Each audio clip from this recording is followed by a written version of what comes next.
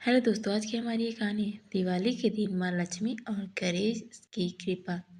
दिवाली के दिन प्रदोष काल में माँ लक्ष्मी और भगवान गणेश की पूजा की जाती है। ऐसी मान्यता है दिवाली वाले दिन धन की देवी माँ लक्ष्मी धरती पर विचरण के लिए आती हैं। इस दौरान उनकी जो सच्चे मन से आराधना करता है वह अपनी कृपा बरसाती है। दिवाली के दिन कई लोग माँ लक्ष्मी को प्रसन्न करने के लिए व्रत रखते हैं और शाम को विधि विधान से पूजन के बाद व्रत खोलते हैं। जानिए दिवाली की यह पावन कथा। एक पौराणिक कथा के अनुसार एक गांव में साहूकार रहता था। उसकी बेटी हर दिन पीपल के पेड़ पर जल चढ़ाने के लिए जाती थी। जिस पीपल के पेड़ पर वह जल चढ़ाती थी उस पेड़ पर माँ लक्ष्मी का वास था।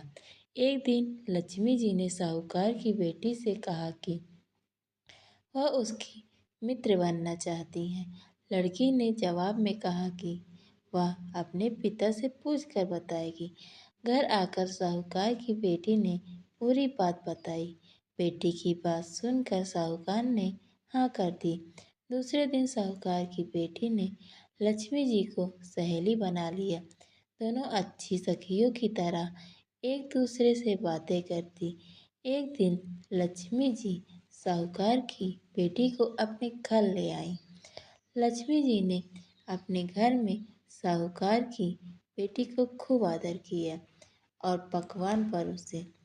जब साहूकार की बेटी अपने घर लौटने लगी तो लक्ष्मी जी ने उससे पूछा कि वह उन्हें कब अपने घर बुलाएगी।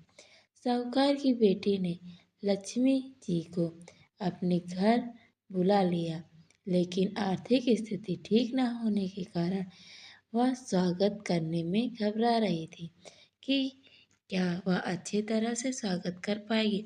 साहूकार अपनी बेटी की मनोदशा को समझ गया। उसने बेटी को समझाने हेतु कहा कि वह परेशान न हो और फौरन घर की साफ सफाई कर चौका मिट्टी से लगा दे। 4 बत्ती वाला दिया लक्ष्मी जी के नाम से जलाने के लिए फिर साहूकार ने अपनी बेटी से कहा।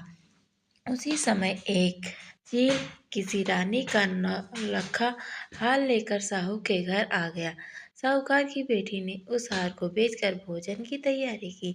थोड़ी ही देर में माँ लक्ष्मी भगवान गणेश के साथ साहूकार के घर आई और साहूकार के स्वागत से प्रसन्न होकर उस पर अपनी कृपा बरसाई।